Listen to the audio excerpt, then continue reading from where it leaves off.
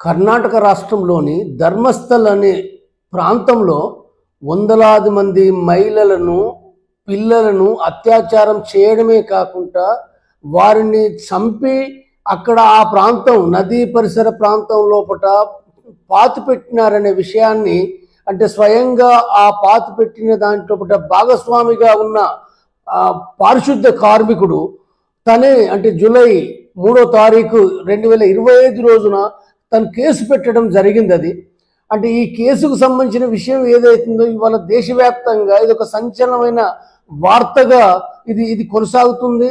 కాబట్టి ఈ వార్తకు సంబంధించింది ఏదైతుందో ఇందులో వాస్తవాలు ఏమిటి, వాస్తవం అనే విషయాన్ని మనం పరిశీలించాలి.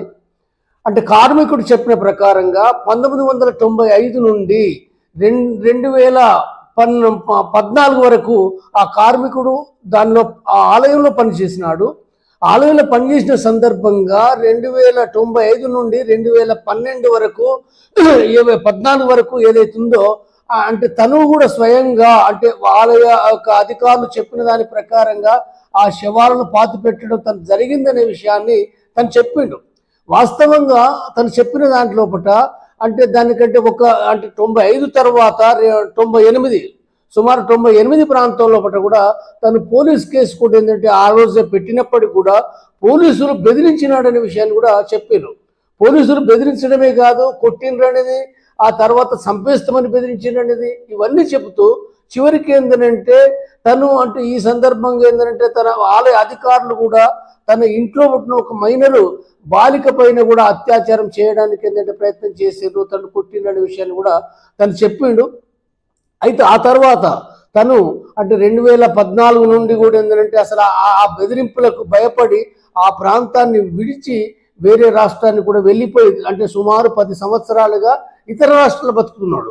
తిరిగి మళ్ళీ తను ఒక అంతర్మదన చెంది అంటే ఒక పాప భీతి, పాపం చేసిన నేను అనే దాంతో ఏంటంటే వచ్చి తిరిగి మళ్ళీ న్యాయవాదుల ముందట అంటే తన వాంగ్మూలం ఇవ్వడం జరిగింది, కేసు పెట్టడం జరిగింది. కేసు పెట్టినప్పుడు కూడా ఏంటంటే స్పష్టంగా తను అసలు ఆ రోజు ఏం జరిగింది అనే విషయాలు కూడా చెబుతూ అంటే దాన్ని అంటే ఎక్కడైతే చంపి శవాలను పాతి పెట్టిరో వాటిని నేను చూపించగలుగుతాననే విషయాన్ని కూడా చెప్పడమే కాదు, జూలై 15వ తారీఖు అంటే జూలై 3వ తారీఖు కేసు పెడితే జూలై 15వ తారీఖు అంటే శవాలకు సంబంధించిన కొన్ని బొక్కలు తర్వాత వాటికి సంబంధించిన గుర్తులు ఏవైతున్నాయో ఆ గుర్తులను కూడా ఒక ప్రాంతం నుంచి తీసి అంటే చూపించడం కూడా జరిగినాయి.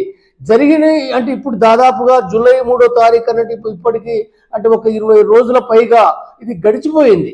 ఈ గడిచిపోయిన తర్వాత కేసు గురించి BBC లోపట కానీ లేదా అల్ జజీరా కానీ లేదా ఇంకా అనేకమైన ఒక మీడియా ఛానల్స్ లోపట వార్తా ప్రసారాల లోపట ఒక సంచలన వార్తగా కొనసాగుతున్నప్పటికీ కూడా కేసు పురోగతి అనేది ఏందో అది పెద్దగానంటే కేసు పెట్టిండ్రు. కర్ణాటక ప్రభుత్వం కూడా కేసు పెట్టి దర్యాప్తు చేస్తున్నట్టు ప్రకటించింది. కానీ అది ఇంకా ముందుకు పోయినట్టుగా కనబడటం లేదు. కాబట్టి ఈ మొత్తం విషయాలు గమనిస్తే అంటే కార్మికుడు ఏదైతే చెప్పిండో వందలాది మందిని చంపిండ్రు అనేదో అంటే దీనికి ఏంటి ఆధారాలు, అంటే ఆ కార్మికుడు చెప్పిన విషయం ఆధారాలు ఏమిటి అనే విషయాలు కూడా చర్చించబడుతున్నాయి. ఆధారాలు ఏమిటి అని అనుకున్నప్పుడు ఏంటంటే అదే ప్రాంతంలో ధర్మస్థల ఆలయ ప్రాంతం లోపట మొట్టమొదటిగా 2003 లోపట అనన్య అనే ఒక ఎంబీబీఎస్ స్టూడెంట్ అక్కడ మాయం చేయబడింది. అంటే ఆమె ఏమైంది, ఎక్కడైందో ఏమీ తెలియదు.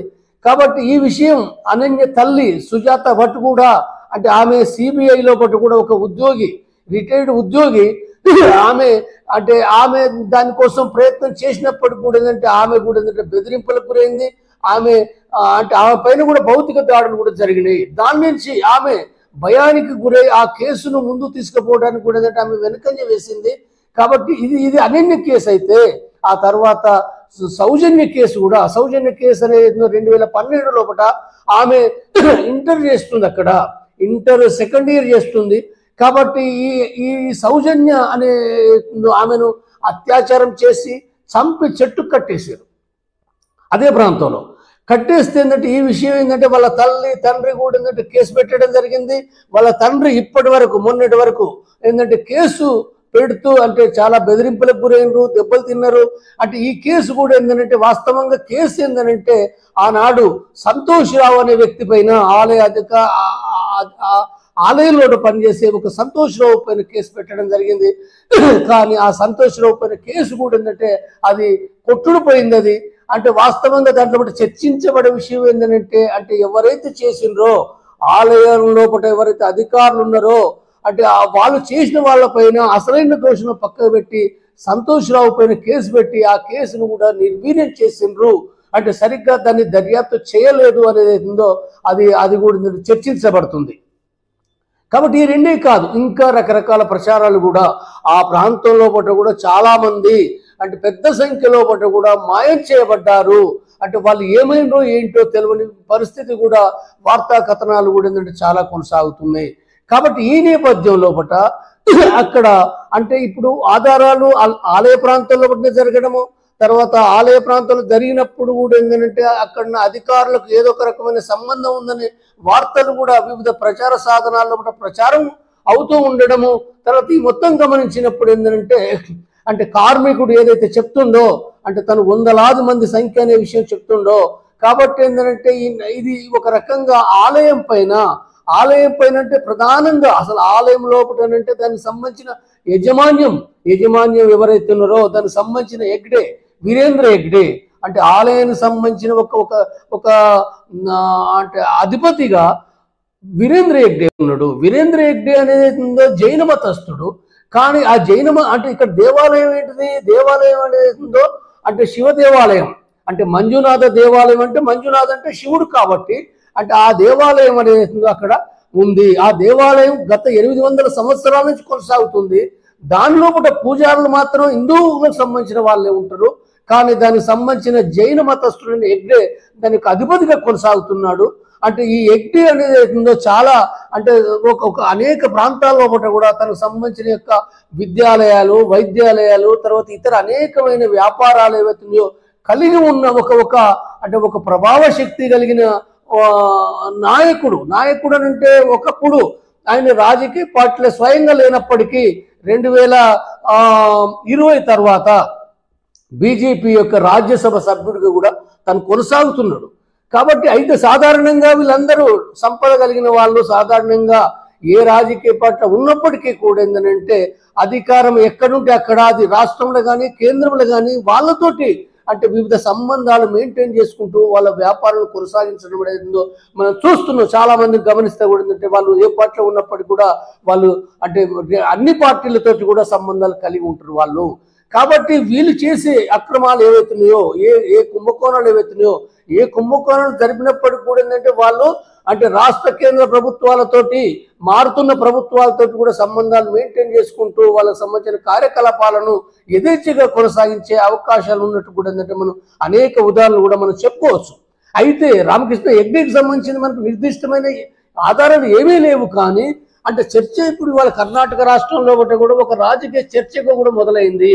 అంటే తను బీజేపీలో ఉన్నాడు కాబట్టి అంటే కాంగ్రెస్ పార్టీ అంటే రాష్ట్రంలో కర్ణాటక రాష్ట్రంలో కాంగ్రెస్ ప్రభుత్వం అధికారంలో ఉన్నది కాబట్టి బీజేపీ పైన ఆరోపణలు చేయడం, లేదా బీజేపీ ఏదైతే ఉందో కాంగ్రెస్ పైన అంటే గతం నుంచి కూడా ఒకప్పుడు దాదాపుగా స్వాతంత్రం వచ్చినప్పటి నుంచి కూడా కాంగ్రెస్ యొక్క ప్రభుత్వమే సుదీర్ఘకాలం ఏలింది కాబట్టి వాళ్ళతో సంబంధం కాంగ్రెస్కి ఉందని చెప్పకూడదంటే ఆరోపణలు చేయడం. అంటే ఈ ఆరోపణల మధ్య ఏదైతుందో ఇది ఎటు తేలకుండా కూడా అంటే ఇది ఒక రాజకీయ చర్చగా ఇది ముందుకు సాగుతుంది.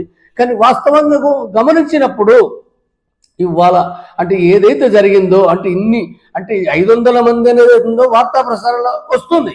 500 మంది ఉందా 300 మంది ఉందా అనేది వేరే విషయం. కానీ మనకు నిరూపణకు అంటే ఆల్రెడీ అదృశ్యమైన కేసులు ఉన్నాయి, అక్కడ చంపబడ్డ కేసులు ఉన్నాయి ఆల్రెడీ. అంటే ఈ కార్మికుడు ఏదైతుందో అంటే శవకు సంబంధించిన వాటి యొక్క అంటే బొక్కలు అవన్నీ ఏవైతే అవి కూడా చూపించిన పరిస్థితుల్లో ఈ కేసు అసలు ముందుకు పోకుండా ఎందుకుంటుంది?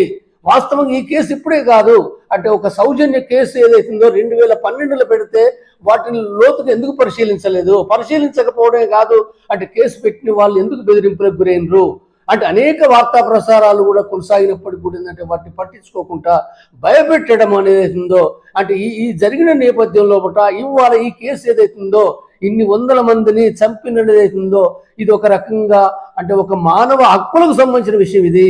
అంటే ఇంత యథేచ్ఛగా అంటే ఆ ప్రాంతంలో పట అంటే మరి చేసే వాళ్ళు ఎవరు అంటే ఇప్పుడు అంటే ఆలయ అధికారులకు సంబంధం ఏ రకంగా ఉంది, లేదా అంటే అంటే ఒక ప్రభావశీల అంటే డబ్బు అధికారం ఉన్న వాళ్ళు మాత్రమే దాన్ని ఆ కేసు నిర్వీర్యం చేయగలుగుతారు. సాధారణ వ్యక్తులు చేయలేరు.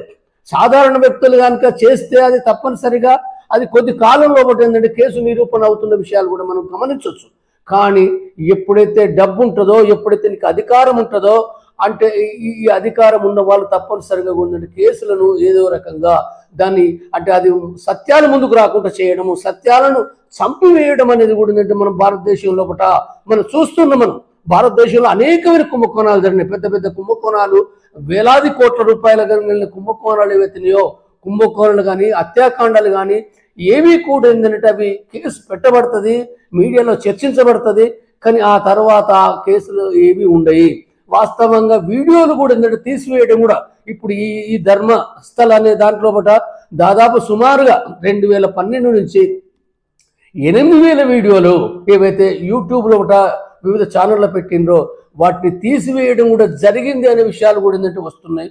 కాబట్టి ఇవేవైతున్నాయో ఇవాళ అంటే ఇవి అంటే వార్తా ఛానల్ కంట్రోల్ చేయడం, కేసులను పోలీస్ స్టేషన్లో కూడా కేసులు పెట్టకుండా చేయడం, లేకపోతే నిర్వీర్యం చేయడము, న్యాయస్థానాల్లో కూడా కంట్రోల్ చేయడం అనేది జరుగుతున్న దీనిలో ఇది ఏదైతుందో ఇప్పుడు ఇది ఒక బలంగా ముందుకొచ్చిన ఈ పరిస్థితిలో ఇది ఏ రకంగా అంటే ఇది సత్యం అంటే ప్రజలంతా కోరుకుంటున్నారు. ఇది తప్పనిసరిగా ఇది ఏదైతుందో వీళ్ళని తప్పనిసరిగా శిక్షించాలి, వాళ్ళు ఎంత పెద్దవాళ్ళు అయినప్పటికీ అనేది ఇది బలంగా ముందుకు వస్తుంది.